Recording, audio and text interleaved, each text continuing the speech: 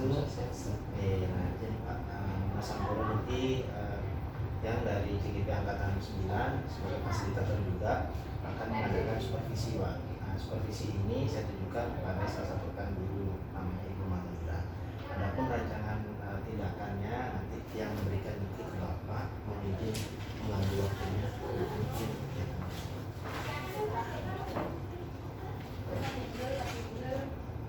Jadi ada beberapa hal yang ingin diangkat nanti Pak. Yang pertama artinya kan supervisi ini lebih didorong agar rekan-rekan guru terutama yang ambil itu memiliki kompetensi yang profesional. Beliau juga sudah melakukan kegiatannya, tolak ukurnya adalah pemetaan permasalahan pembelajaran. Artinya rekan guru ini pemetaan pembelajaran itu masalahnya seperti apa. Kemudian yang kedua adalah penajaman dalam penyelesaian masalah pembelajaran, dan yang terakhir praktik penyelesaian. Untuk timeline rencana aksi nyatanya ke tanggal 6 sampai 7 November, kemudian ada koordinasi nanti menyesuaikan dan lanjut ke ruang diskusi. Ada coaching untuk supervisinya makin itu berhubungan dengan area pengembangan yang dilakukan oleh CGP. Artinya seperti apa sih yang dilakukan oleh rekan yang ada di sekolah. Kebetulan rekan ini juga lebih mengutamakan bagaimana pembelajaran itu berdiferensiasi, kemudian KSE dan juga kemudian kalau saran dari Bapak seperti nanti izin sebenarnya.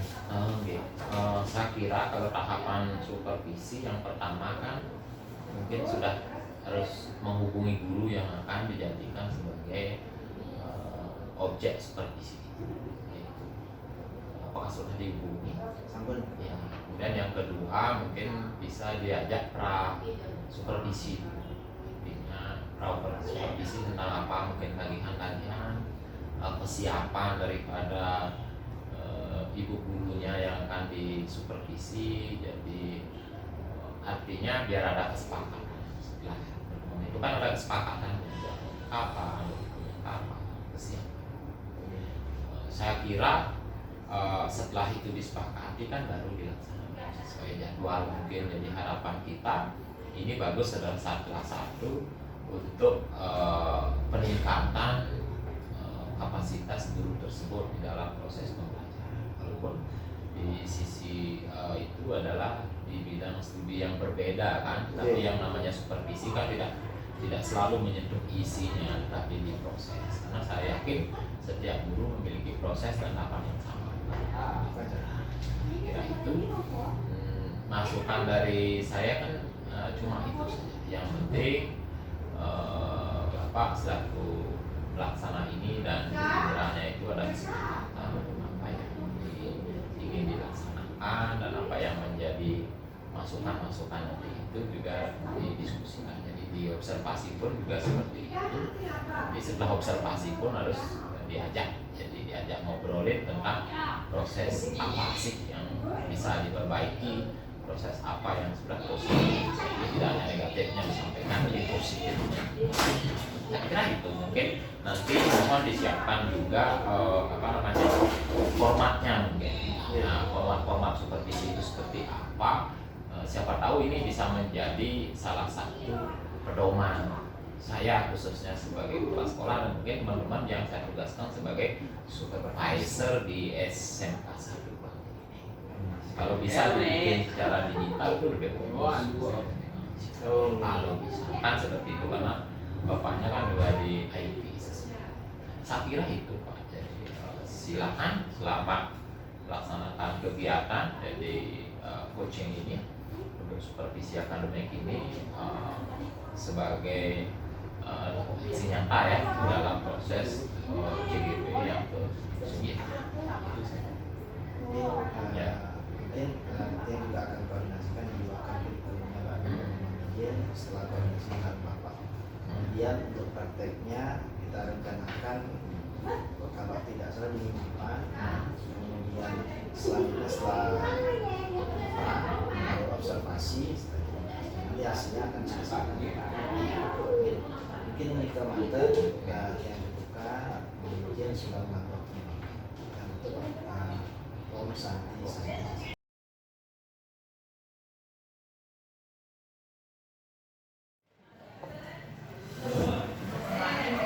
Oke Bu, Om Swastiastu, Swastiastu. Rajin siang. Ya, Mohon maaf mengganggu nih. Gimana Bu kabarnya Bu? Astagfirullah, baik, Kak Irfan. Nah, jadi mohon izin ya Bu, seperti yang sudah kita obrolin kapan hari, jadi hari ini ada beberapa hal yang ingin saya diskusikan dengan Ibu semenjak saya membuat rancangan bagaimana observasi yang akan Ibu lakukan. Sebelumnya di hari Senin yang kemarin sudah koordinasi bersama dengan Bapak Kepala Sekolah tentang rancangan tindakan. Rancangan tindakan ini lebih ke arah bagaimana sih terselenggaranya pembelajaran yang ada di sekolah, realnya seperti apa. Sejatinya ini bukan menjadikan pembelajaran yang sudah atau yang akan Ibu lakukan itu baik atau buruk, bukan.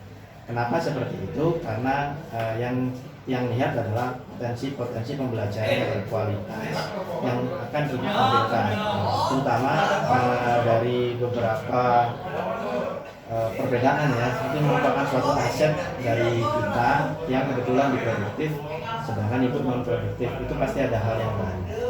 Tujuannya adalah ada hal-hal pembelajaran yang kita bisa ambil nantinya. Kemudian jikalau ada, misalkan ada permasalahan yang muncul di kelas, artinya ada hal baru nih yang bisa diangkat di Ibu, ataupun bagi saya adalah hal yang baru, saya juga bisa konfirmasi. Kemudian tolak ukurnya yang jelas adalah jika memang ada hal-hal yang perlu penajaman dan potensi-potensi yang muncul di sini. Ini masa tindakannya yang pertama adalah rencana ini maupun yang koordinasikan bersama kepala sekolah dan juga dengan bapak kurikulum, artinya kedepannya nanti seperti itu. Kemudian pemetaan pembelajaran, jadi jadwalnya nanti itu setelah observasi nanti dia akan masuk di kelas Ibu sebagai observernya. Kemudian yang ketiga pasca. Kegiatan ini sih lebih ke arah bagaimana terselenggaranya sinkronisasi supervisi akademik. Tapi nanti selebihnya adalah itu. Artinya ada hal-hal sih yang memang perlu yang ditajamkan atau bahkan diperkuat karena ada lembar catatan observasi. Jadi yang masuk nih manajin ini. Jadi mata pelajarannya adalah bahasa Inggris. Kebetulan Ibu mengajar di kelas 10 dan di SMK bisa dibangun. Kalau boleh tahu Bu, mungkin pada waktu observasi nih ke tujuan pembelajarannya seperti apa? Tujuan pembelajaran itu diambil nanti rencananya kan materi yang akan saya ajarkan itu kan fable. Nah, jadi fable itu adalah salah satu jenis teks narasi. Nah, jadi tujuan pembelajarannya itu adalah peserta didik nanti diharapkan mampu dia artinya memahami, kemudian mengidentifikasi fungsi sosial, struktur teks dan kaidah kebahasaan itu yang digunakan pada teks fable ini.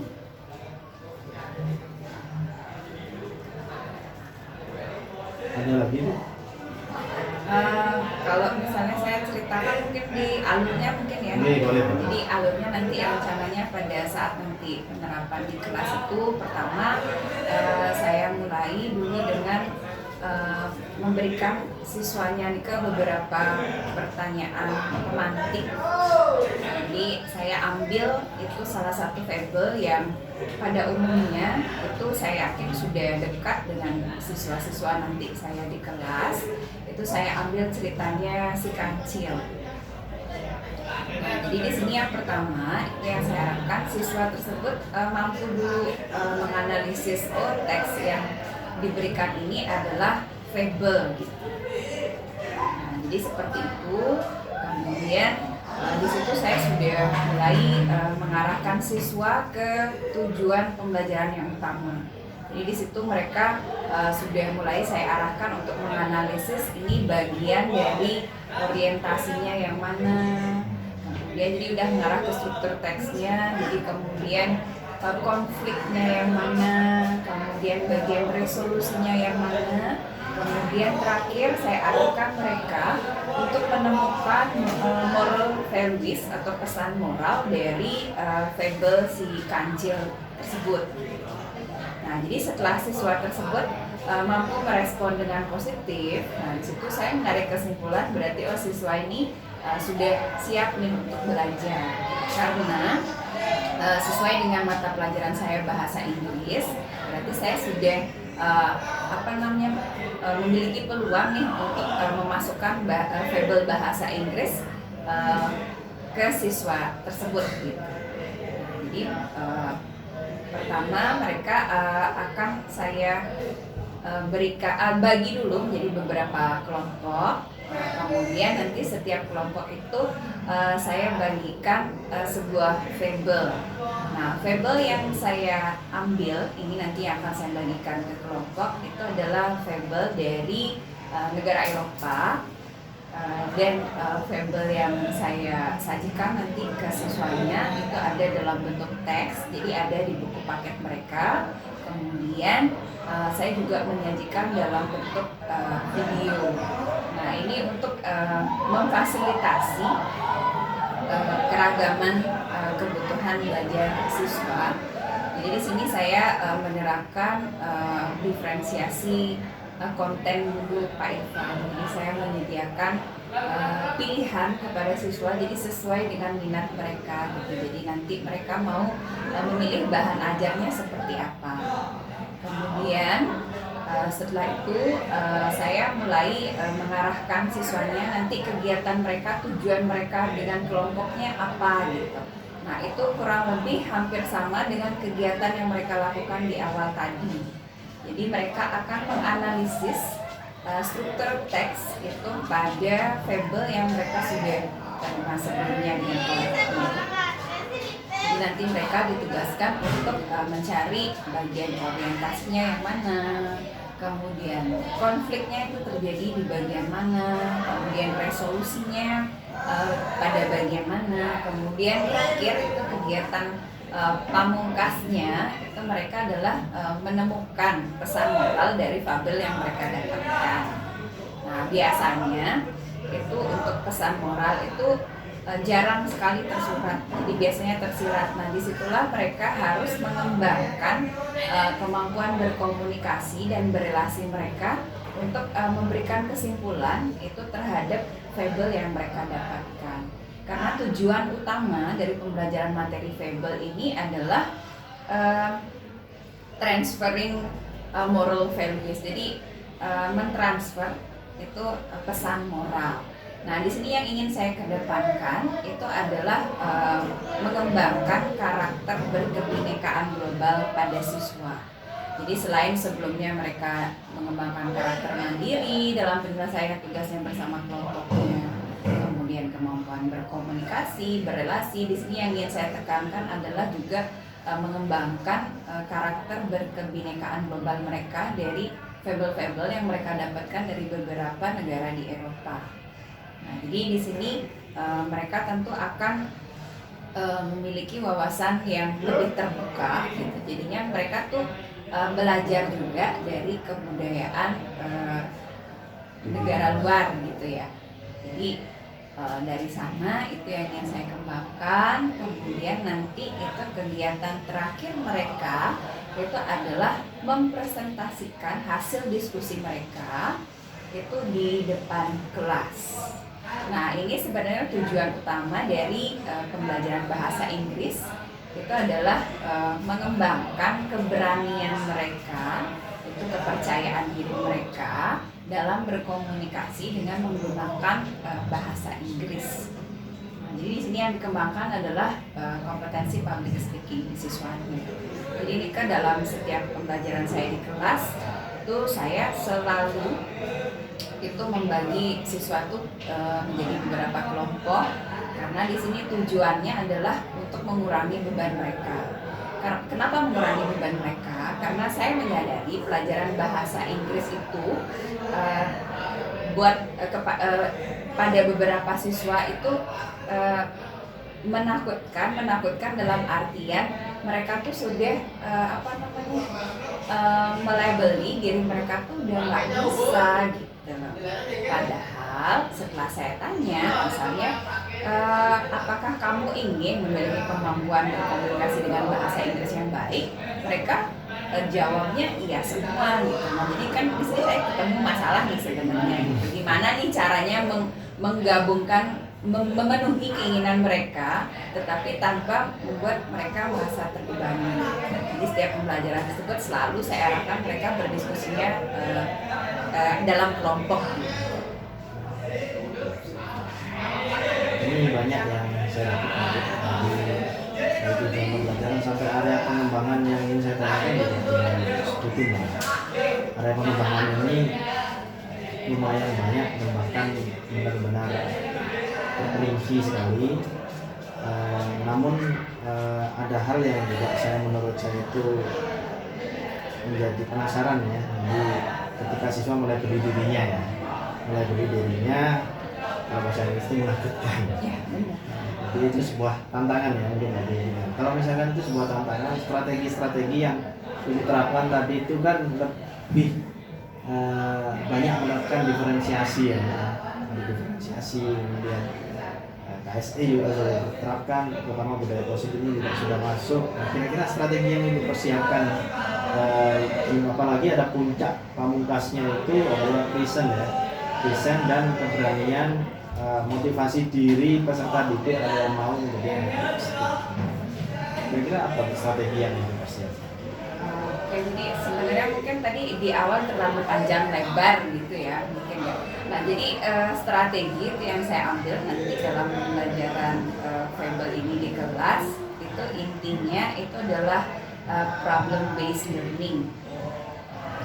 Nah, jadi selain tantangan itu mereka sudah melabeli dirinya takut dengan bahasa Inggris, ini kan kita di jenjang SMK gitu. Jadi siswa Nika sebenarnya tujuan kesini itu mereka itu sebenarnya memang ingin mengembangkan itu mapel produktifnya gitu. Sebenarnya saya merasa dikesampingkan sebenarnya di sini. Nah, jadi itu merupakan tantangan juga.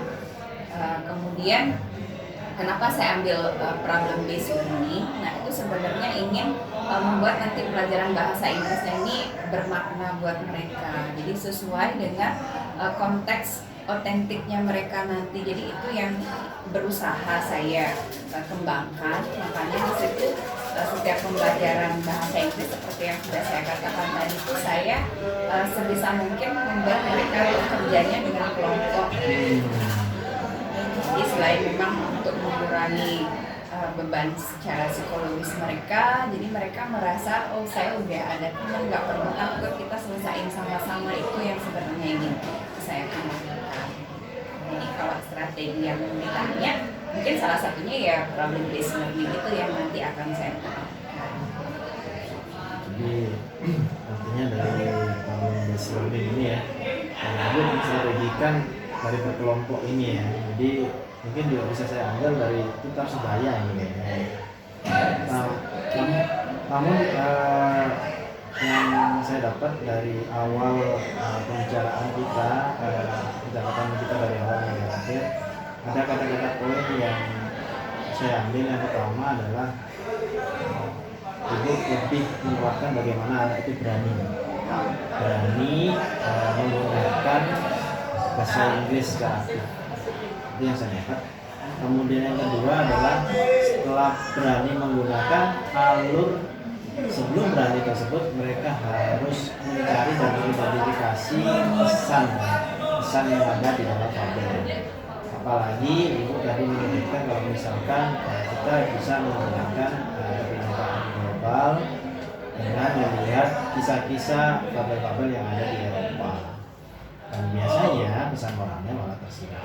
Artinya anak ini juga istilahnya itu benar-benar harus satu persatu ya. Itu uniknya di sana.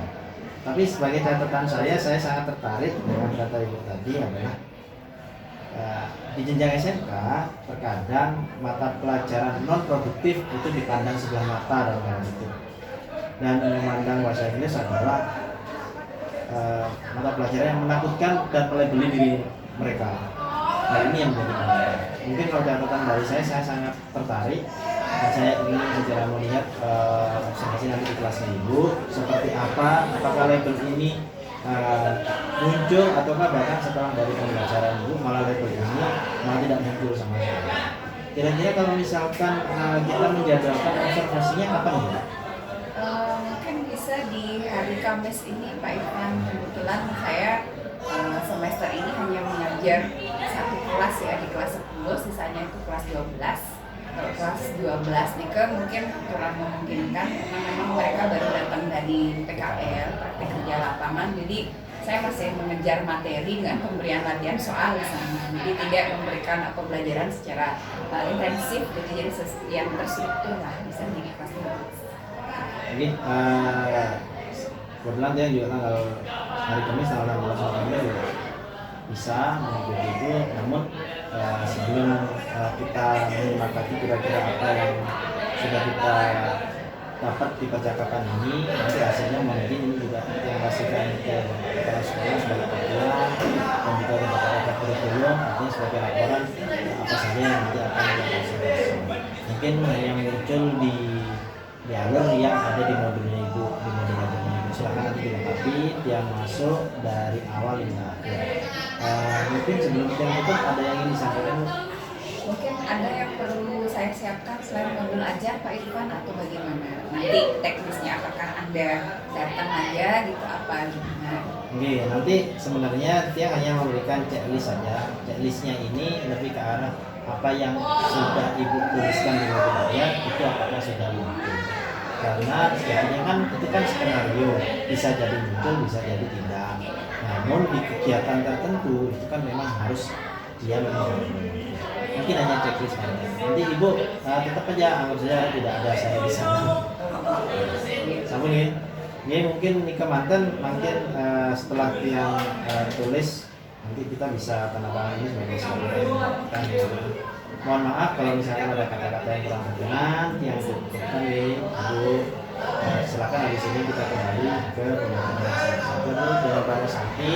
Oh Santi. Kajian siang.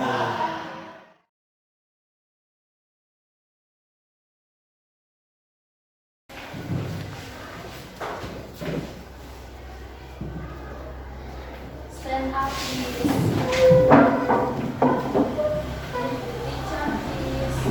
Good morning, Mrs. Indra. Okay, good morning everybody. How are you today? I'm fine, and how about you? Okay, I'm good.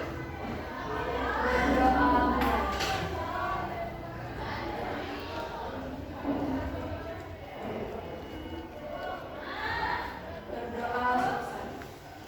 Sit down, please.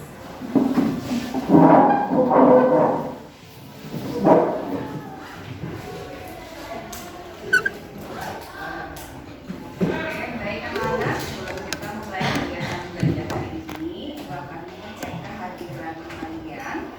Nanti yang dipanggil namanya, raise your hand please. Ayu Amrita, Novalia Rahayu, Febrianti, Gayatri Mahaswati, Lasmi Aprilia, Rizka, Ayu Sidan, juga Febrianingsih, Sri Rahayu,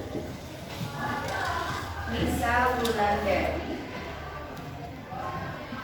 Ariyanti, Dea Lestari, Yanti Ari Puspitra, Andriandani, Widiantari,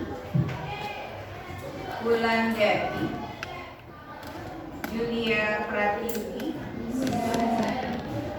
Septiana Astuti, Sukreni, Nandini Yogi Iswari.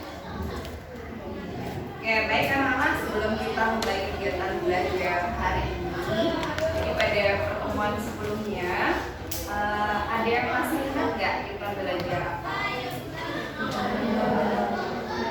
Jadi sebelumnya kalian sudah mempelajari tentang pronouns ya, kata ganti pronouns. Oke, jadi Ibu harap jadi nanti untuk latihan soalnya itu tolong dieksplorasi kembali, jadi dilatih kembali. Jadi semakin sering kalian melatih kemampuan kalian pada saat mengerjakan soal, nanti itu saya yakin kalian tidak membutuhkan tabelnya lagi ya. Jadi itu sudah kalian pahami dengan baik. Oke, baik anak-anak, pada pembelajaran hari ini Ibu akan awali dengan pertanyaan, sebuah pertanyaan. Jadi tolong kalian ingat, ambil kembali pengalaman kalian sebelumnya, dan silakan kalian respon. Nah, sebelum itu Ibu ingin mengingatkan kalian tentang kesepakatan kelas yang sudah kita buat dalam pelajaran bahasa Inggris. Itu yang pertama, ketika kalian akan mengemukakan pendapat atau gagasan kalian, harus diawali dengan raise your hand. Oke, good. Kemudian ketika teman kalian atau guru kalian sedang berbicara, berarti kalian harus listen carefully ya. Jadi mendengarkan dengan baik, menyimak dengan baik. Oke, sekarang Ibu punya sebuah pertanyaan. When you were a child, jadi ketika kalian masih anak-anak, did your parents tell you a story before going to sleep? Apakah orang tua kalian pernah itu menceritakan sebuah dongeng sebelum kalian tidur? Yes or no? No? Oke, berarti beda ya. Nah, kalau zaman ibu itu sangat biasa. Itu sebelum pergi tidur, itu orang tua, bisa juga kakek nenek itu akan menceritakan sebuah dongeng. Nah, berarti sayang sekali ya kalian tidak memiliki pengalaman ini ya. Oke, jadi sekarang kalian tahu apa itu dongeng? Tahu. Oke, apakah kalian pernah mendengar dongeng Kancil dan Buaya? Nah, ini salah satu dongeng yang sangat populer ya. Nah, sebelum itu coba kalian lihat di buku paket kalian. Open your book, page 2. Page 2. Look at the picture. Jadi kalian perhatikan gambarnya. Jadi perhatikan dengan seksama gambar tersebut. Karena dari gambar ini kalian akan dikuatkan kembali apa itu dongeng. Apa yang kalian kenal dalam bahasa Indonesia itu adalah fabel, atau dalam bahasa Inggris kita kenal dengan fable. Nah, coba silakan kalian perhatikan gambarnya dengan baik. Boleh didiskusikan dengan teman sebangku kalian. Oke. What do you see in the picture? Nah, apa yang kalian lihat di gambar itu? There are berapa binatang? There are three animals playing music. Benar nggak? Nah, sekarang pertanyaannya, in real life, nah dalam kehidupan nyata, apakah kalian melihat binatang main musik? Yakin? Belum pernah melihat seperti ini ya di kehidupan nyata? Oke, berarti apa kesimpulannya? Nah, jadi fable ini adalah salah satu jenis teks naratif. Nah, salah satunya adalah bersifat apa? Kalau dalam dunia ternyata kalian tidak ketemu ada binatang yang bermain musik, berarti bersifat fiksi atau fiktif. Nah, jadi itu adalah salah satu ciri dari fable. Kemudian di situ disesuai gambar itu ada 3 binatang yang sedang main musik. Nah, berarti karakter atau tokoh dalam fable, nah itu biasanya yang digunakan adalah animals, binatang, tetapi dia berperilaku seperti manusia. Nah, itu dulu sedikit ya, jadi gambaran. Kira-kira kalian ada gambaran nggak sekarang hari ini kalian akan belajar apa? Oke, tadi juga saya sudah singgung. Misalnya dongeng yang paling populer yang kalian kenal itu adalah Kancil dan Buaya. Nah, sekarang silakan ambil perangkat seluler kalian. Oke. Nah, jadi sekarang search one emoji. Nah, kalian cari satu emoji yang menggambarkan perasaan kalian hari ini yang akan belajar tentang dongeng. Nah, coba pilih one emoji saja. Nah, kalian kirimkan di WA grup kelasnya ya. Kita lihat nih bagaimana perasaan kalian ketika akan belajar fable.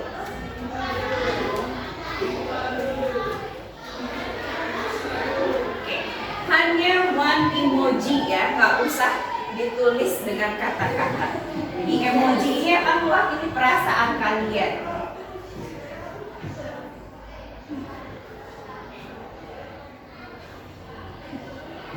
Oke, kita lihat baru 2 orang ya.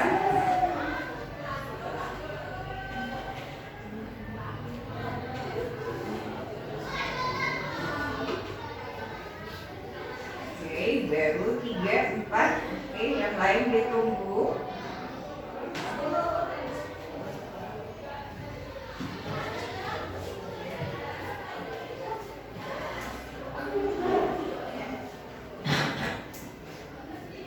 Sekarang kita lihat sudah berapa ini.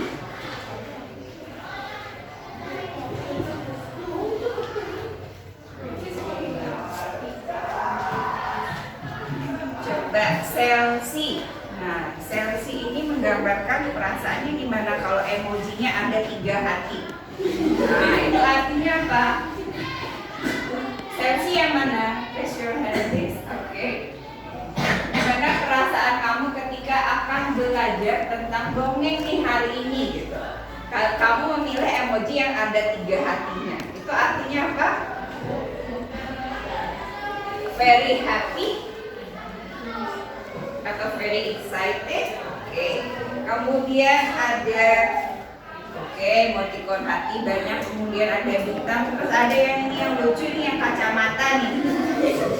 Yang kacamata ini berarti artinya apa nih? Apakah siap untuk belajar gitu ya? Mungkin ya. Oke, bahkan ada malaikat gitu ya. Berarti sejauh ini kalian ini menggunakan emoji sesuai dengan perasaan kalian. Jadi ada yang sangat-sangat senang, ada yang sangat tertarik gitu ya. Mungkin ada yang penasaran nih, pengen tahu nih fable dalam bahasa Inggris seperti apa. Oke, baik, sebelum kita lanjutkan kegiatan pembelajaran kita ke fable, mengenal lebih jauh apa itu fable kalau dalam bahasa Inggris seperti apa. Nah, sekarang Ibu ingin mengajak kalian untuk beristirahat sejenak. Jadi silakan put down your mobile phone, kemudian your pen. Silakan kalian cari posisi duduk senyaman mungkin. Oke.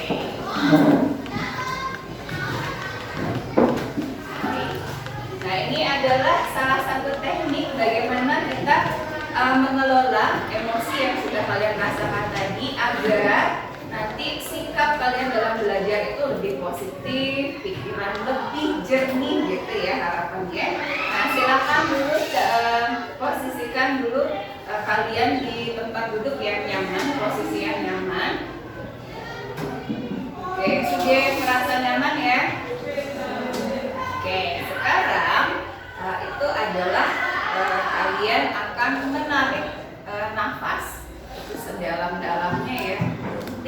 deep breath.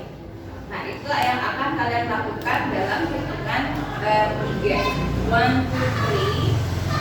Tarik nafas, kemudian dikeluarkan. Juga saya hitung 3. 1, 2, 3.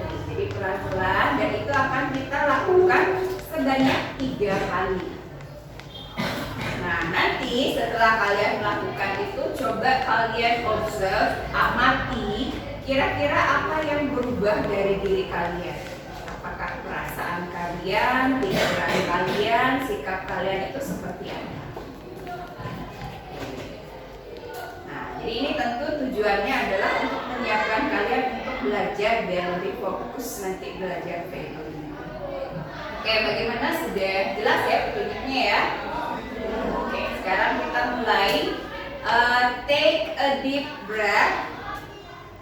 1, 2, 3. Oke, dihembuskan pelan-pelan. 1, 2, 3. Oke, kita ulang lagi sekali ya. Take a deep breath. 1, 2, 3. Ditahan sebentar, kemudian dihembuskan kembali.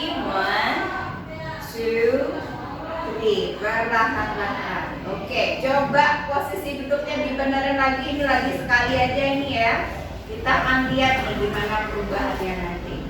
Oke, take a deep breath. 1, 2, 3. Oke, kita hembuskan pelan-pelan. 1, 2, 3. Oke. Nah, sekarang observe nih. Nah, sekarang kalian amati, kalian refleksikan ke diri kalian sendiri. Kira-kira ada yang berubah nggak sebelum dan sesudah kalian mengatur nafas kalian? Oke, mungkin ada yang salah satu yang mau berbagi. Kira-kira apa nih yang berubah kira-kira? Come on, raise your hand please. Ayo, siapa yang mau berbagi kira-kira apa sih yang berubah setelah saya mempraktekkan mengatur nafas saya tadi? Come on, raise your hand. Yes. Tadi sebelum mengatur nafas itu ada rasa berhenti dan tidak tenang. Tapi setelah diatur jadi sedikit. Oke, sebelumnya tidak tenang ya. Oke, kira-kira kamu mau berbagi ya kenapa bisa tidak tenang? Tegang gitu ya, mau belajar ya. Oke, tapi setelah mengatur nafasnya menjadi lebih tenang. Oke, lagi satu ada yang mau berbagi kira-kira apa nih yang berubah, mungkin perasaannya gimana gitu, silakan ya. Raise your hand please. Come on. Ayo, silakan. Oke, ya. Tadi sebelum mengatur nafas itu saya merasa grogi. Oke, merasa grogi ya sebelum mengatur nafas. Kemudian setelah mengatur nafas gimana? Oke, lebih. Oke, nah anak-anak, jadi mengatur nafas ini nanti boleh kalian terapkan ketika kalian memang lagi dalam emosi yang kurang stabil. Jadi itu boleh dilatih nanti ya di rumah, boleh. Jadi itu bisa nanti kalian praktekkan. Baik anak-anak, nah sekarang kita akan lanjutkan pembelajaran, tetapi pembelajaran kegiatan belajar ini akan kalian lakukan dengan kelompok kalian.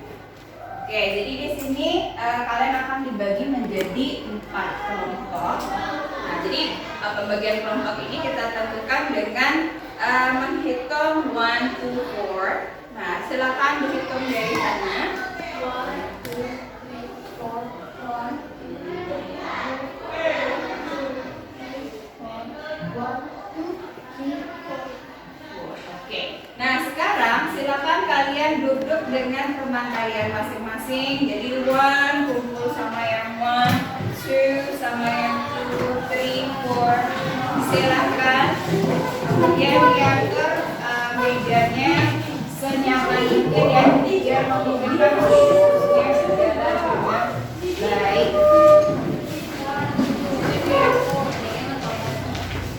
Oke.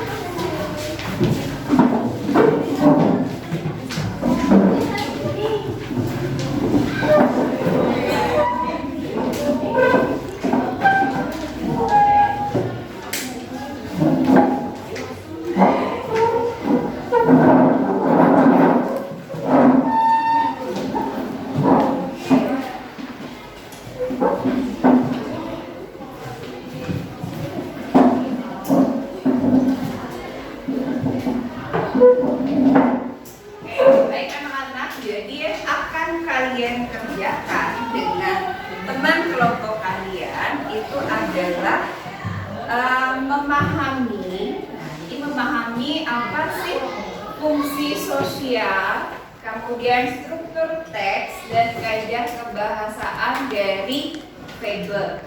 Nah, kalau tadi pada kegiatan awal kalian di situ sudah mengetahui bahwa fable ini adalah salah satu jenis teks naratif. Yang cirinya pertama apa tadi? Bersifat fiksi ya, fiktif. Jadi kalau dalam kehidupan nyata itu kalian tidak temukan peristiwa tersebut. Nah, sekarang silakan kalian lihat di buku paketnya, bisa silakan diskusikan dengan teman kelompok kalian. Kemudian di WA group itu juga akan ibu bagikan video pembelajaran tentang fable. Nah, di situ kalian boleh mempelajari lewat buku paket, bisa juga kalian belajar lewat video pembelajaran yang akan ibu bagikan.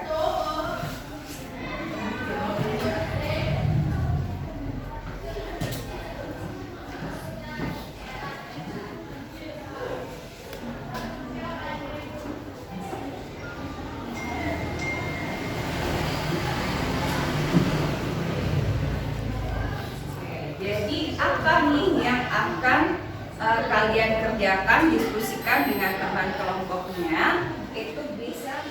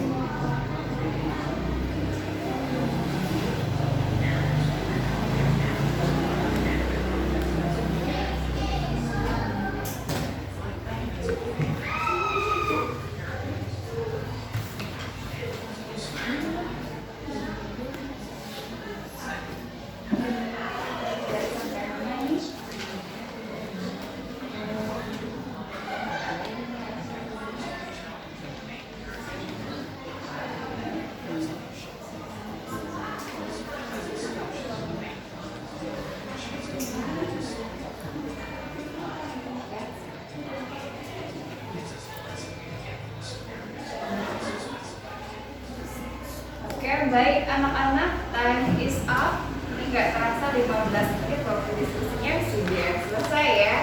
Nah, sekarang kita diskusikan ya mind mapnya, peta konsep dari fable ini sendiri. Oke, di situ yang pertama. Nah, di situ yang pertama terkait apa? Oke, definition.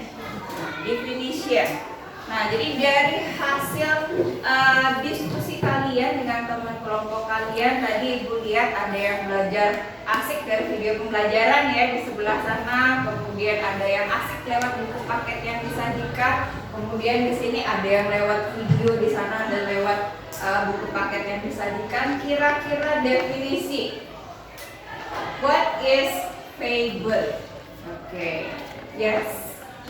Fable, time for narrative with animals, character, who speak and have life. Oke, mungkin bisa dibagikan kalau menggunakan bahasa apa di sana? Fable adalah sebuah Cerita pendek, cerita naratif dengan karakter hewan yang bisa berbicara layaknya manusia. Oke, jadi ada tokoh karakter hewan yang berperilaku selayaknya manusia. Mungkin ada kelompok lain yang ingin menambahkan, kira-kira kalian mungkin mendapatkan informasi lain tentang fable. Ada? Oke, jadi yang disampaikan teman kalian itu kurang lebih sudah mewakili ya. Jadi what is fable? Jadi seperti yang sudah kita diskusikan di awal kegiatan pembelajaran. Jadi fable is a short narrative text. Jadi sebuah cerita pendek. Kemudian tokoh atau karakternya itu berupa apa anak-anak? Oke, animals. Jadi di binatang yang berperilaku seperti manusia. Kalian masih ingat dengan gambar yang tadi ya? Oke, jadi kalau in real life nggak mungkin kalian melihat misalnya ada seekor tupai itu main apa tadi biola misalnya. Oke, kemudian yang namanya cerita itu pasti ada peristiwa yang diceritakan secara berurutan atau secara kronologis. Kemudian kira-kira apa lagi yang bisa kalian definisikan dari sebuah fable? Oke, nanti lebih jelasnya ya. Kita lanjutkan dulu ke mind map yang berikutnya. Yang konsep berikutnya apa di sana? Oke, generic structures. Nah, strukturnya bagaimana? Jadi yang perlu kalian ingat, setiap jenis teks itu ada strukturnya. Jadi ada yang membangun teks itu. Jadi terdiri dari bagian-bagian apa saja. Ayo, silakan siapa yang mau berbagikan hasil diskusi kelompoknya ya? Generic structure of fable, yang pertama orientasi, kedua formasi, ketiga resolusi. Mungkin ada yang mau menambahkan kira-kira orientasi itu menceritakan apa saja, konflik apa saja, kemudian resolutionnya apa saja. Ayo silakan, coba yang kelompok lain dulu. Raise your hand. Kalau di bagian orientasi berarti apa nih yang disampaikan? Yes. Bagian orientasi berisi pengenalan tokoh, bagian komplikasi masalah-masalah sudah mulai muncul atau konflik sudah mulai muncul, bagian resolusi biasanya terdapat kesalahan. Mungkin ada yang lain yang mau menambahkan sebelum kita bahas bersama ini. Oke, jadi terdapat sesuai peta di sana terdapat 3 struktur dari sebuah fable. Yang pertama itu orientation. Ya, kita kenal kalau dalam bahasa Indonesia orientasi. Nah, di bagian ini terdapat pengenalan apa saja? Tokoh, kemudian latarnya ya, tempat, waktu. Nah, itu pada orientasi. Kemudian bagian yang kedua yaitu apa? Oke, complication, komplikasi. Berarti di sini apa yang sudah mulai dimasukkan? Oke, sudah mulai terjadi konflik. Nah, jadi salah satu ciri fable ini ada konflik juga. Itu salah satu ciri teks naratif. Kemudian bagian yang terakhir, bagian yang ketiga apa? Oke, resolusi atau resolution. Nah, ini adalah solusi ya. Jadi solusi dari konflik yang sudah disajikan sebelumnya. Nah, pada bagian resolusi inilah biasanya terdapat apa yang tadi disampaikan? Oke, moral values. Nah, pesan moral. Nah, ini adalah salah satu ciri utama dari apa?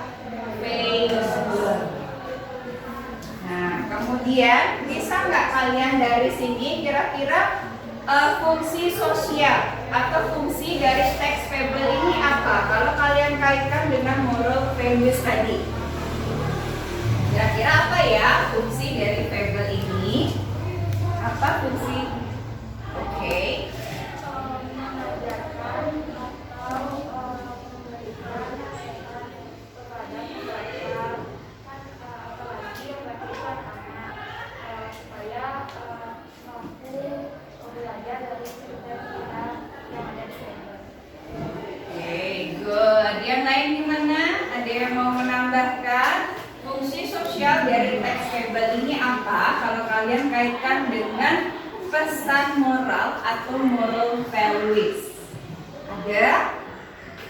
Oke, jadi benar yang sudah disampaikan sama teman kalian ya. Jadi fungsi dari teks fable itu sendiri adalah untuk mengajarkan nilai-nilai karakter yang positif. Itu yang kalian dapatkan pada cerita fable. Jadi pada fable itu akan selalu ada pesan moral. Jadi itu kenapa fable ini sangat populer. Itu pembacanya siapa? Anak-anak. Kemudian disertai dengan visual yang lucu ya. Bahkan kita pun juga senang ya sampai saat ini membaca cerita fable. Oke, kita lanjutkan ke peta konsep berikutnya. Bagiannya apa di sana? Oke, language features. Nah, ini kaidah kebahasaan. Jadi pola bahasa apa saja yang digunakan pada teks fable ini. Nah, apakah kalian ingat dengan kalau di awal setiap fable itu ada misalnya pada zaman dahulu kala, long time ago, benar ya? Nah, berarti salah satu kaidah kebahasaan dari fable ini yang pertama apa? Menggunakan past tense. Karena yang diceritakan itu sudah peristiwanya sudah terjadi pada waktu lampau. Kemudian, nah kalau kalian perhatikan di cerita itu kan biasa dari orientasinya nih. Nah, terjadi di sini pada waktu ini, kemudian ini, lalu ini. Nah, itu berarti apa? Menggunakan apa? Kata keterangan yang berurutan. Kemudian apa lagi? Silakan disampaikan hasil diskusinya. Apa lagi kaidah kebahasaan yang kalian temukan tentang fable? Ayo, silakan. Apa lagi? Raise your hand please. Silakan. Oke, di sana lagi. Iya, silakan. Fable mempunyai beberapa ciri kebahasaan seperti menggunakan banyak tindakan verbal dan proses mental, menggunakan ucapan langsung dan tidak langsung, menggunakan detik lampau, menggunakan kata penghubung berkaitan dengan waktu, menggunakan dialog dengan tenses yang berbeda-beda, dan menggunakan bahasa deskriptif atau membantu imajinasi. Benar sekali ya.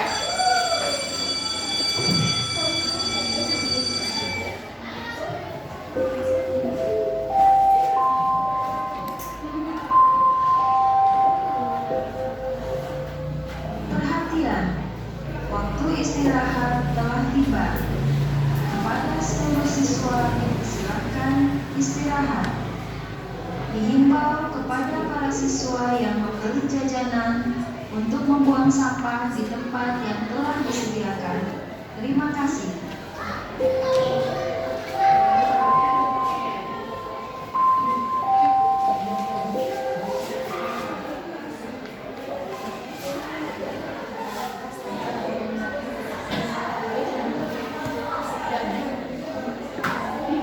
Oke, baik anak-anak. Jadi benar ya. Jadi yang seperti yang sudah disampaikan teman kalian. Jadi kaidah kebahasaan yang lain itu adalah penggunaan kalimat langsung dan kalimat tidak langsung. Jadi itu banyak sekali kita temukan dalam Diberitahukan kepada seluruh siswa pada waktu istirahat dilarang keluar lingkungan sekolah, terkecuali ada izin dari Bapak dan Ibu guru.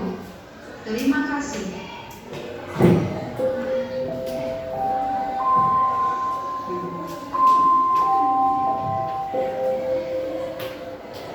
Diberitahukan kepada para pedagang mohon kerjasamanya menjaga kebersihan di lingkungan tempat pedagangnya masing-masing dengan membantu membuang sampah di tempat yang telah disediakan. Terima kasih.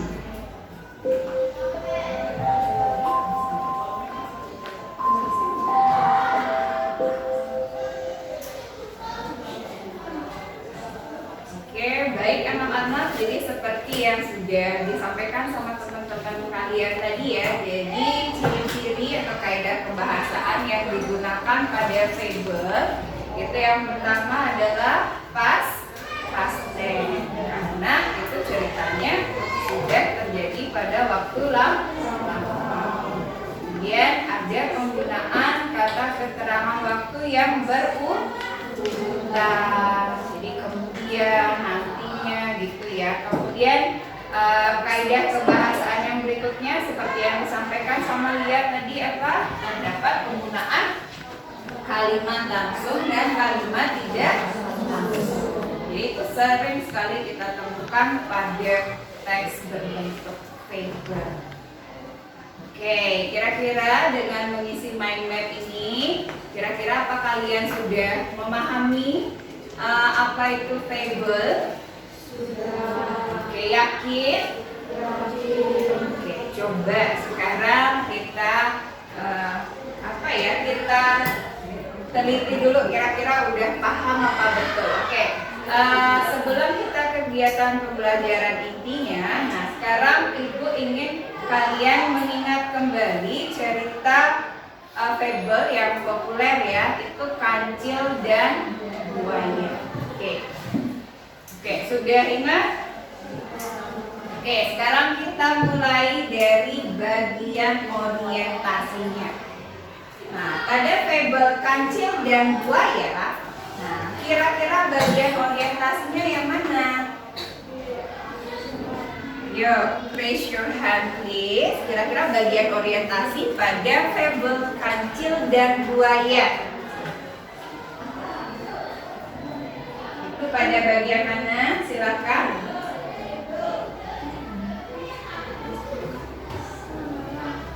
Oke. Ya, silakan. Bisa dikerasin lagi suaranya biar didengar ya sama temennya di sana ya. Orientasinya itu pengenalan tokoh Kancil, Buaya, terus di sana juga pengenalan Oke, ada yang mau menambahkan lagi? Nah, jadi pada fable Kancil dan Buaya itu bagian orientasinya adalah ketika si Kancil ini mencari makanan. Nah, tetapi ternyata di daerahnya si Kancil ini makanannya sudah habis. Kemudian ternyata melihat makanannya masih banyak di seberang sungai. Sungainya bagaimana? Besar ya, dalam gitu. Nah, kemudian di sungai itu terdapat banyak apa? Buaya. Nah, itu adalah bagian orientasi dari fable Kancil dan Buaya. Nah, sekarang kita ke bagian konfliknya. Nah, kira-kira dari cerita fable Kancil Buaya ini bagian konfliknya di mana? Yes.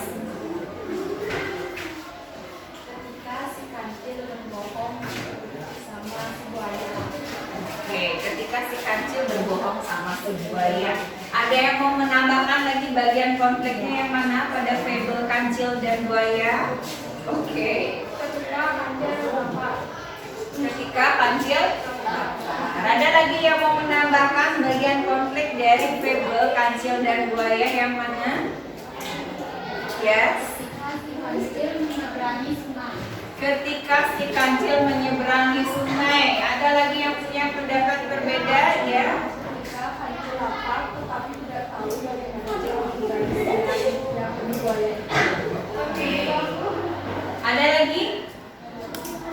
Oke, jadi bagian konflik pada fable Kancil dan Buaya, nah itu mulai terjadi ketika si Kancil ini sangat lapar. Kemudian dia ingin mencari makanan di seberang sungai. Kemudian terdapat banyak buaya. Nah, konfliknya di sana. Nah, kemudian kita ke bagian struktur yang terakhir nih. Nah, sekarang solusinya si Kancil di mana nih? Bagian resolusinya di bagian mana? Ayo, silakan raise your hand please. Bagian resolusinya di mana? Ketika Oke.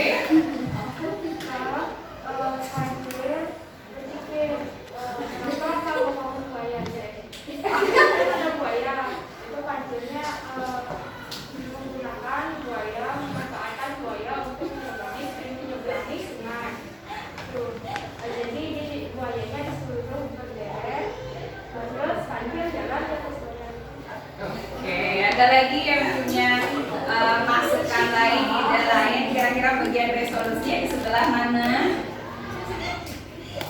Oke, jadi yang namanya bagian resolution itu adalah bagian solusi dari konflik yang terjadi sebelumnya. Nah, di situ si kancil ini menggunakan apa? Tipu muslihat.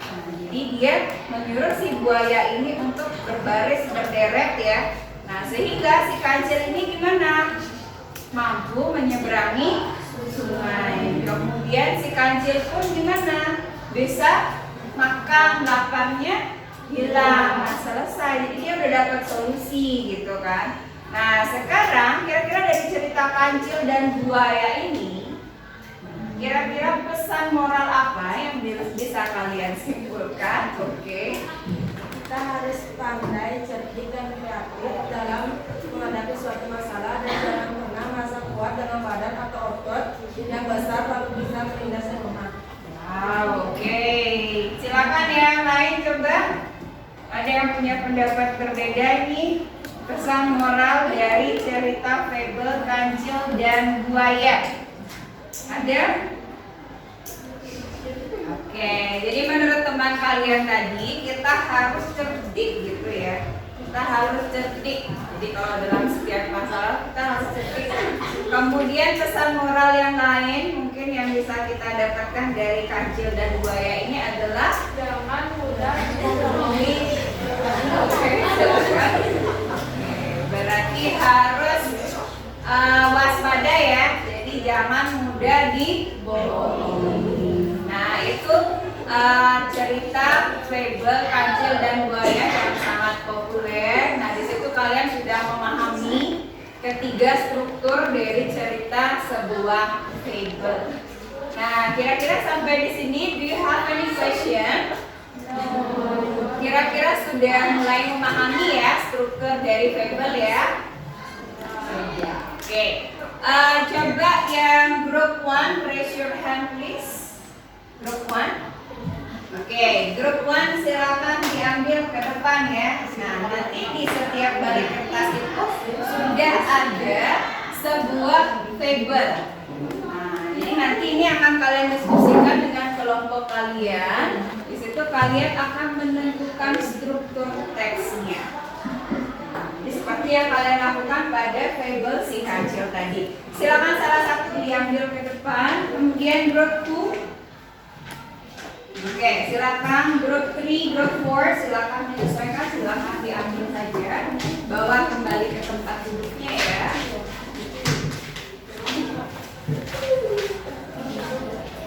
Nah, kemudian di kertas itu juga sudah dilengkapi dengan halaman berapa cerita fabel yang kalian dapatkan pada buku paket. Oke, selain ceritanya itu kalian diskusikan dari buku paket.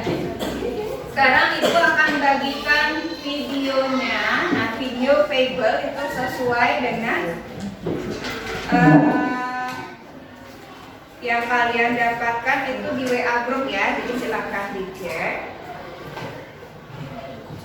Nah, jadi kalian boleh memahami fabel ini dari buku teks yang disajikan atau lewat video.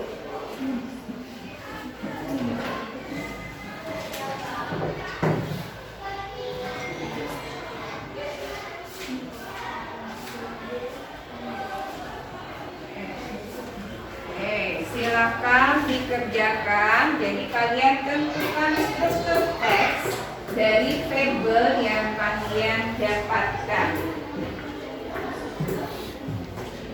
Jadi kalian cari bagian orientasinya di mana, kemudian konfliknya mulai terjadi di bagian apa, kemudian yang terakhir resolusinya.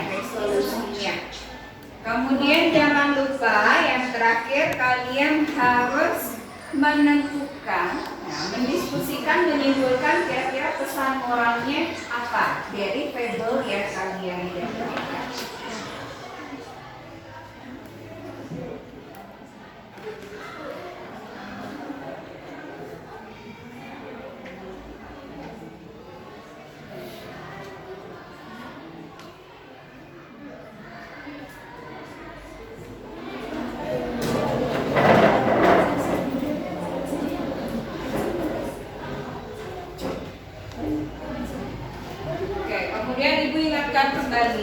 nanti pada saat kelompok yang presentasi itu kalian ingat kesepakatan kelas kita.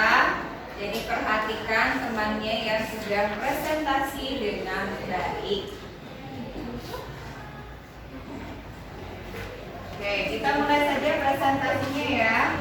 Silakan yang pertama presentasi.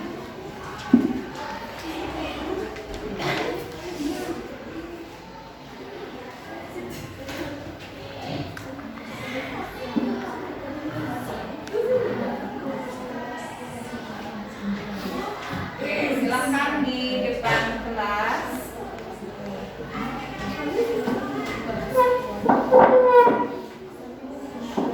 Oke, kemudian kelompok yang lain kalian perhatikan temannya juga yang melakukan.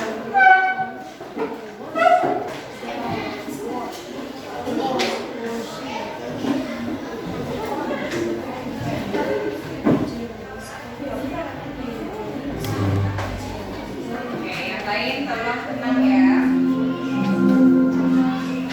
Saatnya jam kelima dimulai. It's time to begin the fifth lesson. Good morning, everyone. We are Group 1. We would like to present our group discussion about fable, the heart, and the tortoise.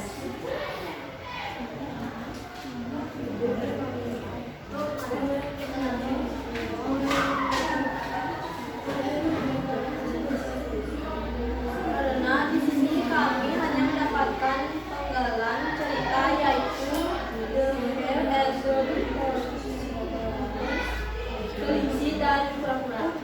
Jadi di sini tidak terdapat orientasi cerita ini langsung masuk ke komplikasi, yaitu paragraf yang pertama sampai yang ketiga.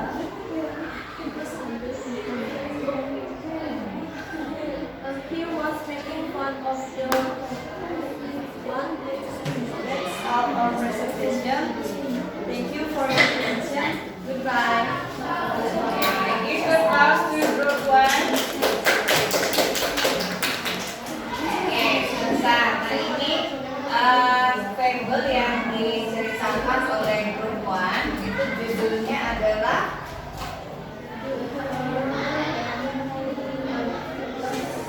The Hare and the Tortoise. Oke, benar ya. Nah, berarti dari kelompok kalian itu kalian memahami fable-nya itu berdasarkan pada penggalan teks yang disajikan pada buku paket ya, benar ya. Nah, di situ kalian menyampaikan bagian orientation-nya itu tidak. Kemudian, nah di situ kalian menyampaikan itu pesan moralnya. Nah, pesan moralnya apa tadi?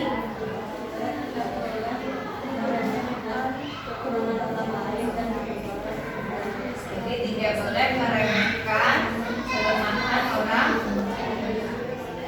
Oke, berikan tepuk tangan lagi sekali ya. Oke, silakan kembali ke tempat duduknya.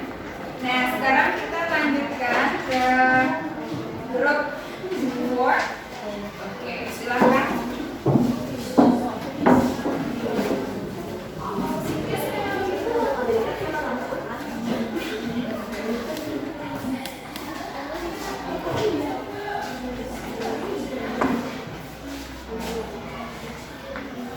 Oke, baik anak-anak, sebelum kita lanjutkan, jadi ibu ingatkan kembali terkait kesepakatan kelas kita ya. Nah, kalau tadi dari penampilan grup 1 itu ada beberapa di antara kalian yang masih sibuk diskusi. Jadi ibu harap ketika nanti temannya mempresentasikan hasil diskusinya, kalian tidak boleh ikut sibuk ya. Jadi kalian simak dengan baik cerita yang disampaikan. Oke, silakan grup 4, time is yours.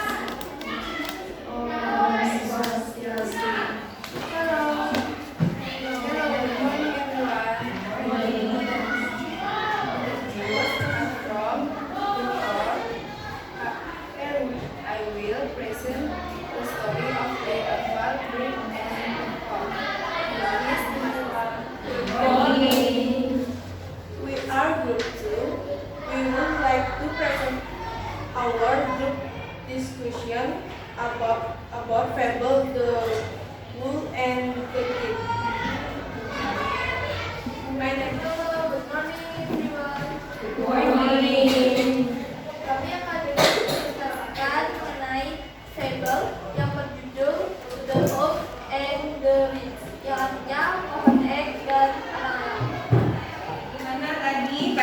kalian mengerjakan tugas kelompoknya, apakah perlu kita mengirim emoji lagi di WA grupnya? Oke, jadi di sini sekarang sebelum membuat kesimpulan tentang pelajaran kita hari ini, sekarang saya ingin itu masing-masing kelompok itu menceritakan atau membuat refleksi. Jadi apa yang sudah kalian pelajari hari ini? Mungkin masing-masing kelompok ya. Nah, kalian boleh lihat kembali peta konsep atau mind map yang kalian kerjakan pada kegiatan belajar sebelumnya. Nah, itu bisa kalian jadikan acuan atau panduan untuk menyampaikan refleksi kalian. Oke, mungkin boleh diawali dulu dengan perasaan kalian nih, dengan kelompoknya ketika kalian mempelajari materi fable hari ini. Kemudian sampai pada penugasan kelompok, kemudian kalian lengkapi dengan mind map tadi. Oke, diceritakan.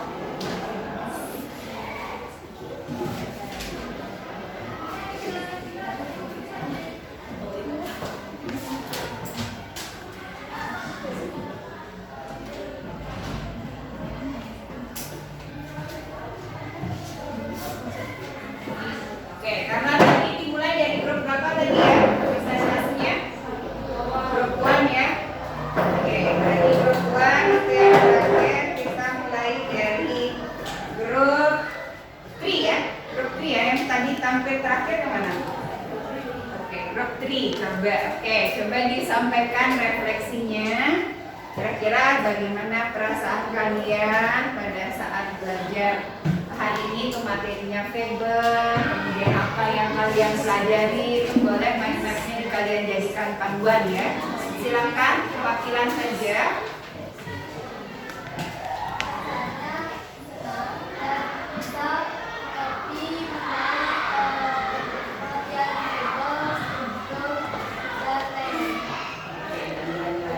Kemudian di situ berarti kamu sudah belajar fungsinya ya, fungsi sosial fable apa, kemudian strukturnya, kemudian kaidah kebahasaan yang digunakan. Kemudian pada saat mengerjakan tugas kelompok, di situ kalian memahami fable yang diberikan lewat teksnya atau lewat videonya. Oh, keduanya ya, kombinasikan. Oke, berikutnya grup 2 ya. Oke, silakan disampaikan refleksinya.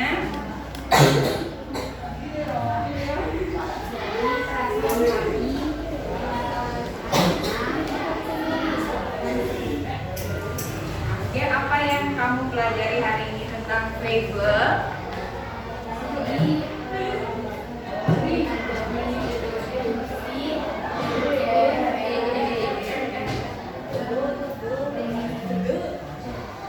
Sampai pada pesan moral juga ya tadi ya. Oke, berikutnya grup 4. Setelah kamu ini belajar tentang fable, yang dari kamu sudah tahu belajar itu, jadi tahu tentang definisi, status, language itu, kaidah bahasanya. Nah, saat kami ada senang, terus ada sedikit ketawa, nampaknya itu karena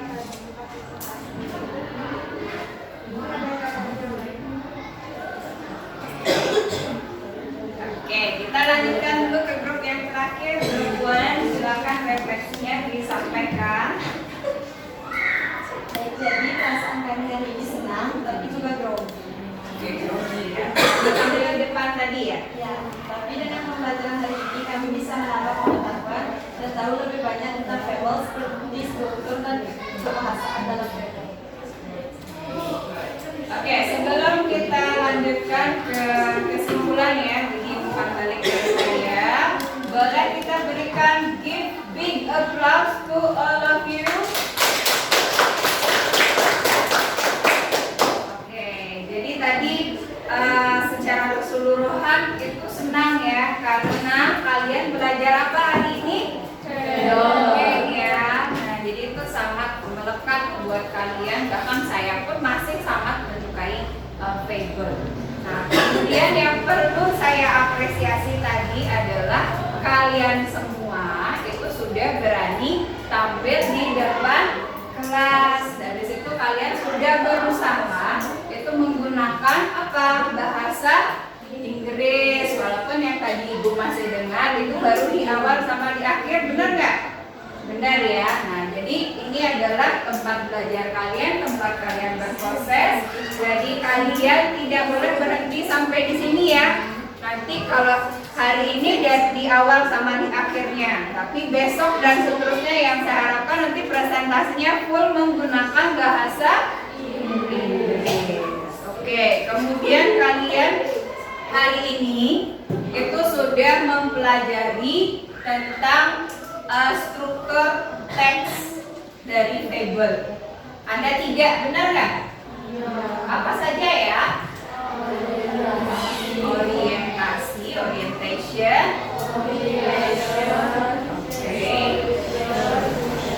Oke, very good. Kemudian kalian juga sudah mempelajari fungsi sosialnya, definisinya, benar ya?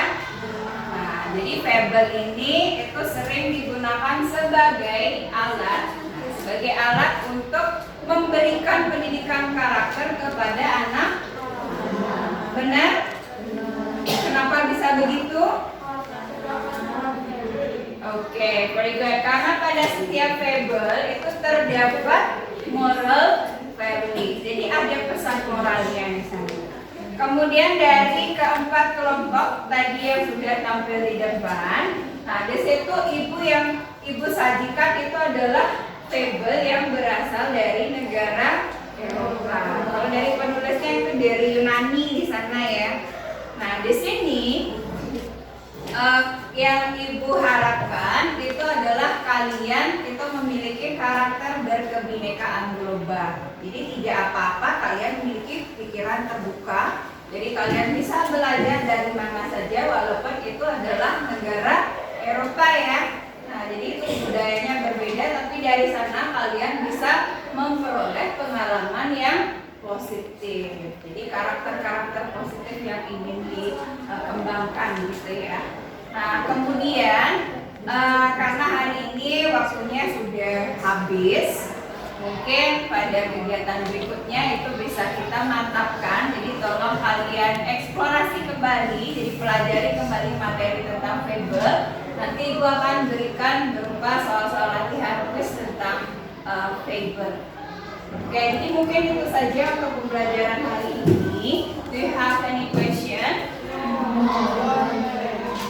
Okay, are you sure? Oke, baik. Kalau sudah tidak ada pertanyaan, kita akhiri dengan doa ya. Silakan dipimpin ya.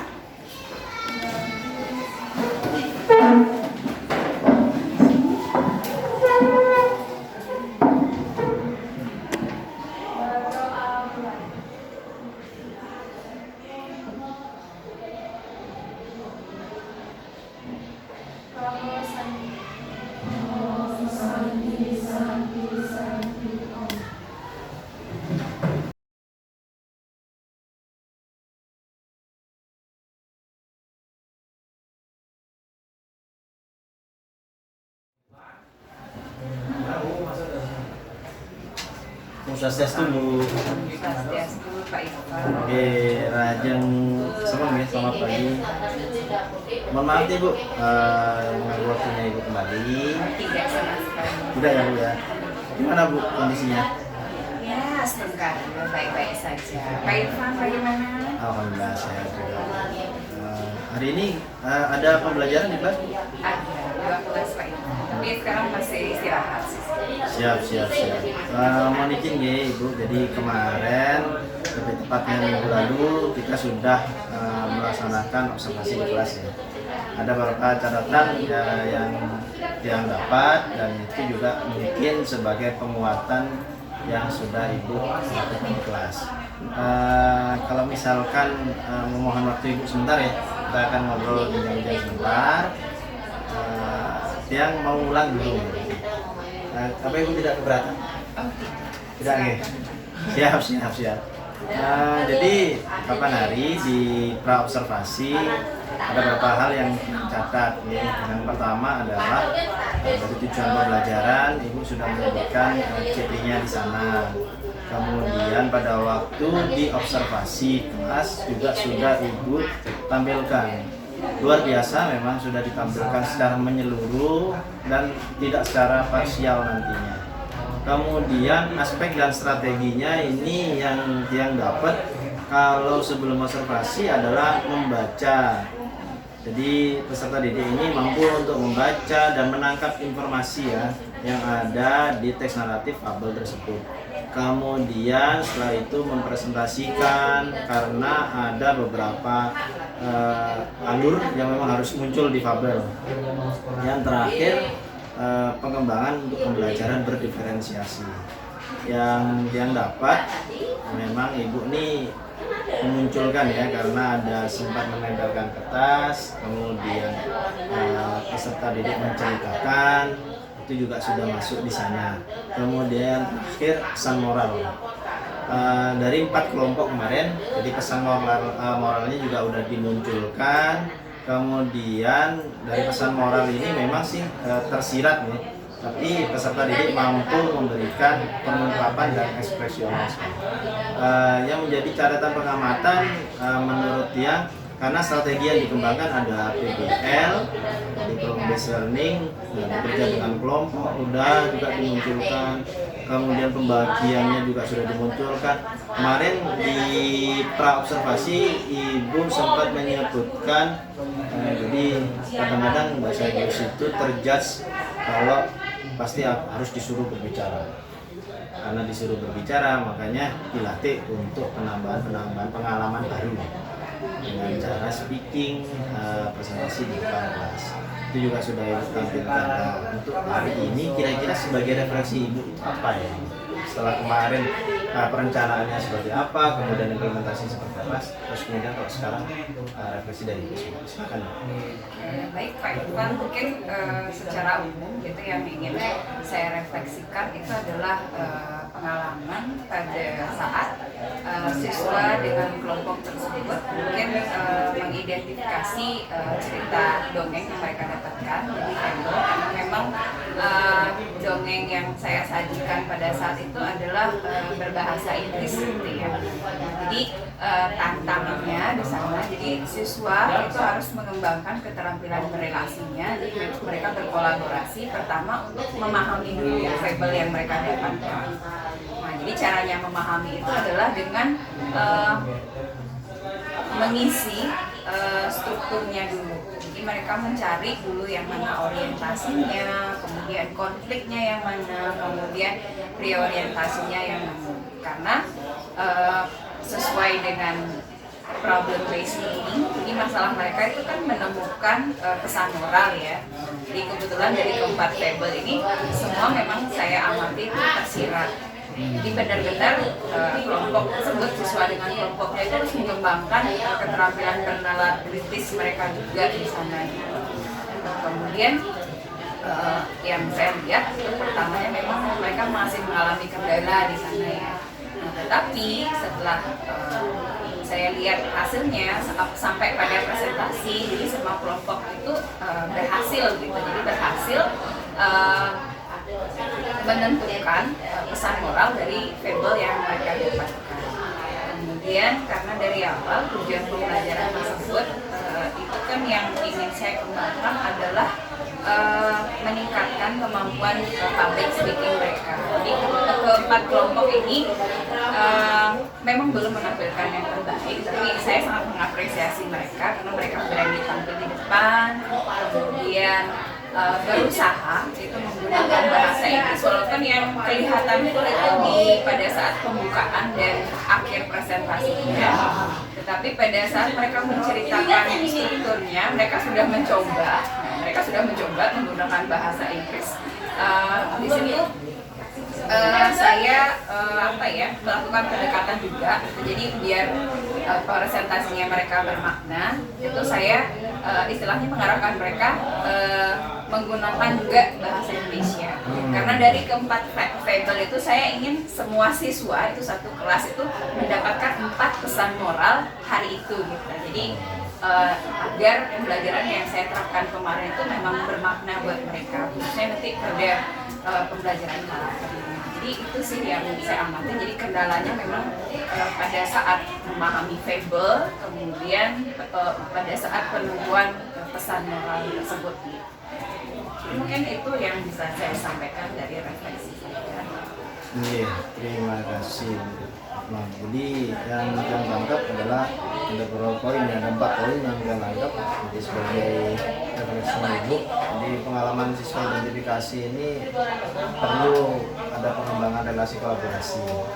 Kemudian saat menggunakan mencari struktur fable, menggunakan PBL, kemampuan bernalar kritisnya itu benar-benar harus digali ya. Eksplorasinya juga harus benar-benar dapat istilahnya. Kemudian ada hal yang positif lagi yang menurutnya itu adalah suatu poin yang bagus, adalah keberanian tiap kelompok saat menceritakan saat presentasi. Memang harapannya adalah keempat kelompok kemarin itu mengambilkan semua pesan moralnya. Pembelajarannya bermaknanya memang lebih ke arah karakter. Cuma itu tadi sempat menyebutkan ya, ada kendala saat memahami dan mencari pesan moralnya. Kalau misalkan dari Ibu ada strateginya nggak? Kira-kira strategi yang digunakan untuk memicu atau seperti apa? Mungkin boleh diceritakan. Oke, baik Pak Iksan. Kalau misalnya untuk proses memahami, ini kan sebenarnya kalau untuk bahasa Inggris itu prosesnya masih panjang ya. Kalau mereka kan ini masih di level pertama, masih kelas 10 gitu ya, masih kelas 10 di SMK. Tetapi di sini yang perlu saya apresiasi itu adalah usahanya dulu. Karena kadang walaupun mereka menerjemahkan menggunakan buku kamus digital ataupun Google Translate, itu mereka tidak mendapatkan artinya itu makna dari fable itu secara keseluruhan dan kontekstual. Jadi ada proses istilahnya ini menerjemahkan ini ada levelannya gitu. Jadi setelah diterjemahkan itu perlu kita sesuaikan juga dengan konteks. Oh ini maksudnya seperti ini maksudnya seperti ini. Jadi biar tidak salah interpretasi. Mungkin kendalanya di sana gitu. Jadi ketika mereka mencoba memahami fable-nya itu entah dengan buku kamus digital ataupun Google Translate, itu kan artinya diterjemahkan secara keseluruhan gitu ya, tanpa melihat definisi secara kontekstualnya. Jadi di situ mereka tuh harus benar-benar membaca kembali, kemudian memberikan pemahaman dari mereka sendiri terhadap fable itu sendiri. Jadi mungkin yang saya lihat kemarin itu yang paling banyak menyita waktu.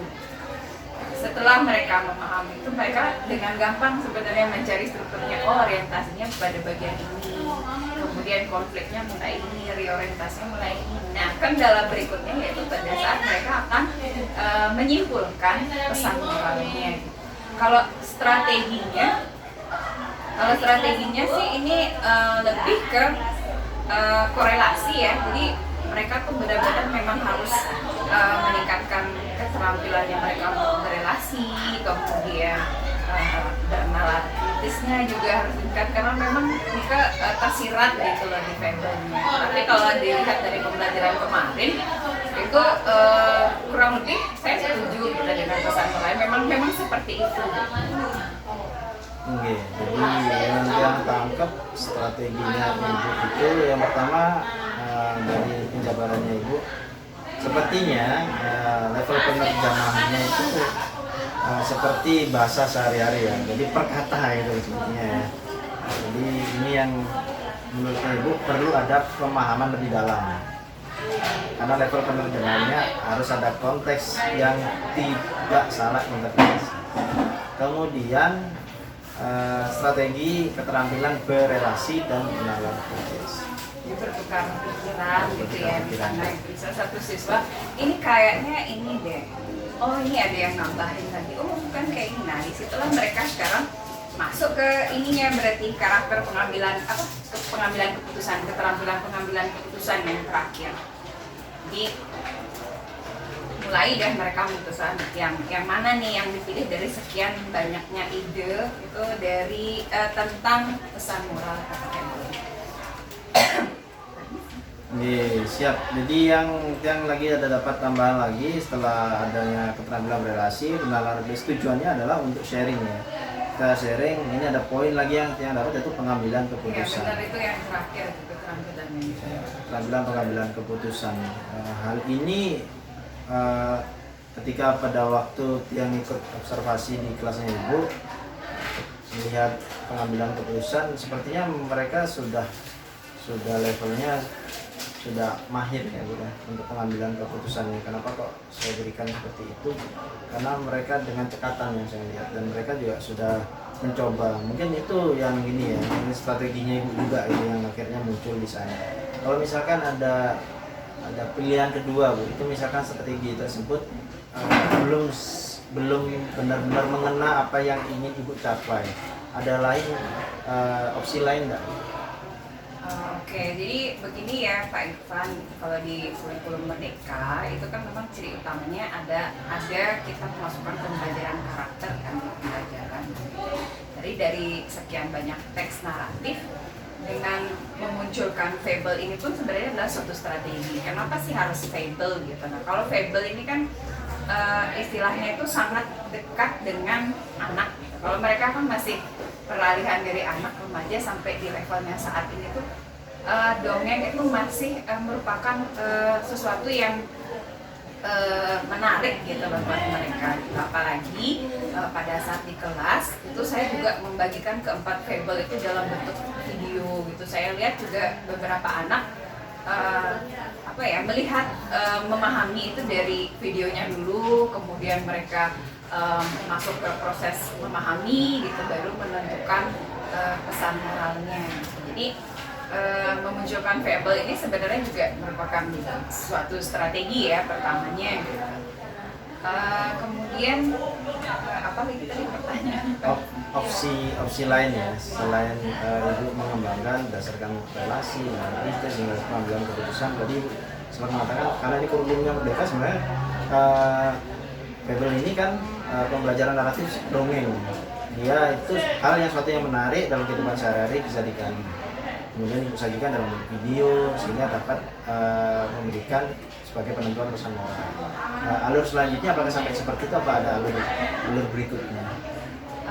Kalau pada materi fable ini sebenarnya setelah siswa tersebut mampu memahami nih fable-nya, kemudian strukturnya mereka tahu, kemudian karakteristik utamanya ada pesan moral. Kalau untuk kedepannya gitu tindak lanjutnya itu sebenarnya sih kalau secara kurikulum itu lebih ke siswa tersebut nanti dilepas nih ketika mereka dalam kehidupan sehari-hari mereka, ketika mereka misalnya membaca fable, kemudian atau mungkin nanti mereka akan tumbuh menjadi anggota masyarakat, jadi mereka memiliki keluarganya sendiri. Ini adalah istilahnya bermakna, akan menjadi pembelajaran bermakna karena ini nanti diwariskan Pak Irfan.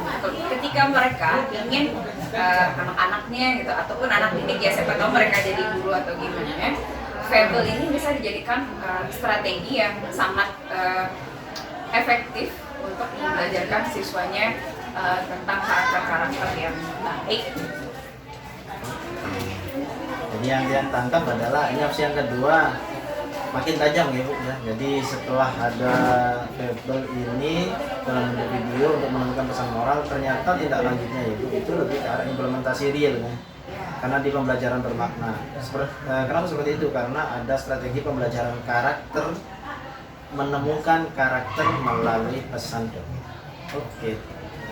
Terakhir Bu, kalau misalkan tadi kan rencana tindak lanjut ya untuk diimplementasikan, apakah ada hal yang mengganjal bagi Ibu ketika itu langsung diimplementasikan oleh siswa?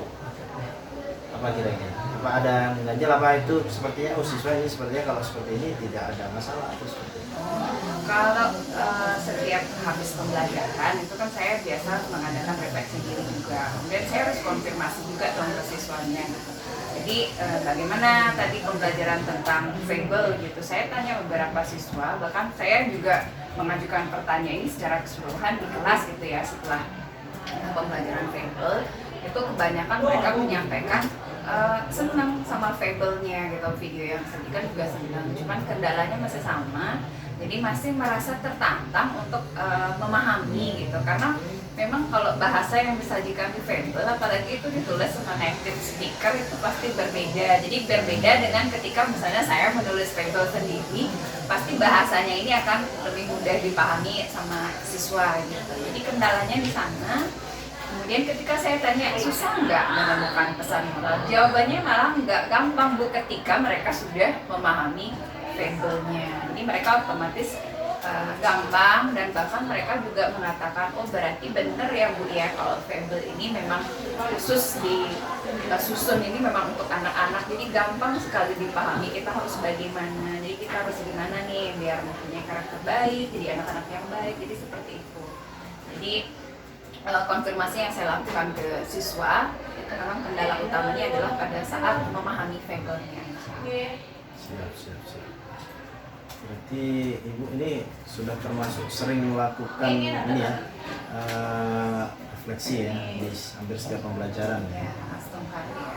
Ini saya juga menggarisbawahi pada waktu observasi kemarin itu Ibu sudah memunculkan KSI-nya ya, dan menggunakan tekniknya Ibu dan menarik nafas dan lain sebagainya, itu sangat luar biasa. Kemudian diferensiasinya juga muncul. Budaya positif yang Ibu tekankan, satu lagi sebelum kita tutup, budaya positifnya yang Ibu tekankan apa sih sebenarnya? Budaya positif yang saya tekankan itu tentu menciptakan pembelajaran yang menyenangkan gitu ya. Nah, jadi yang salah satunya strategi yang saya ambil itu pertama adalah memunculkan fable ini. Memunculkan fable ini, kemudian mereka juga bekerja di dalam kelompok. Nah, kenapa di dalam kelompok? Saya ingin memberikan kenyamanan gitu ke siswanya, jadi mereka tidak merasa terbebani ketika mereka mengerjakan tugas tersebut sendiri. Jadi mereka merasa, oh saya udah ada tim nih untuk menyelesaikan bersama. Ini makanya kalau pada setiap pembelajaran bahasa Inggris itu di semua jenjang ya, di semua kelas itu saya selalu mengelola kelas saya dengan kerja kelompok itu sendiri. Jadi selain mereka bisa mengembangkan kemampuan relasi, mereka juga bisa berempati, menghargai temannya, dan bahkan di situ bisa masuk pendekatan tutor sebaya. Jadi sudah sering saya itu lihat di kelas gitu. Jadi banyak gitu mereka membantu temennya yang mungkin masih belum di level yang sama. Jadi makanya saya rasa ini efektif gitu ya. Karena kadang ada beberapa siswa yang saya coba dekati secara personal tuh udah takut duluan. Tapi ternyata dengan penugasan kelompok, kemudian dengan pendekatan tutor sebaya itu ternyata benar-benar efektif. Itu sih yang pengalaman ini. Siap. Jadi ada 3 hal ternyata yang dilakukan sebagai rencana tindak lanjut ya. Jadi sebenarnya rencana tindak lanjut yang dari kemarin itu Ibu selalu melakukan konfirmasi tentang pembelajaran, apa sih yang menjadi tantangan, kemudian apa sih yang menjadi kecurangan, itu sudah Ibu sebutkan. Kemudian Ibu di budaya positif sangat menarik sekali ketika Ibu melibatkan masalah didik sebagai tutor sebaya ya. Karena untuk membantu rekan di level yang mungkin bisa jadi berbeda, bisa jadi levelnya juga sama ya. Karena itu adalah efektivitas sekali. Kemudian yang terakhir adalah Ibu tidak lupa untuk selalu menciptakan pembelajaran yang menyenangkan, terutama kolaborasi dengan peserta didik. Nah, sebelum tiang tutup, Bu, apa ada yang ingin disampaikan kembali? Sudah cukup ya Pak Irfan. Oke, kalau memang sudah cukup, tiang juga mau kembali ke kelas, Ibu sudah kembali ke kelas. Catatan dari Tiang kita juga terima kasih karena Ibu sampun memberikan izin menjadi supervisi dari observasi kelas hingga pasca gitu. Mungkin Tiang setelah mendapat ini kita perlu mensepakati kira-kira ini akan kita lakukan oleh Bapak. Siap, Tiang tutup dulu. Mohon maaf kalau ada kata-kata yang kurang berkenan dari awal, dari observasi hingga pasca. Ada kata-kata yang kurang berkenan, tindak laku yang mohon maaf. Yang kemudian Pramusanti, Om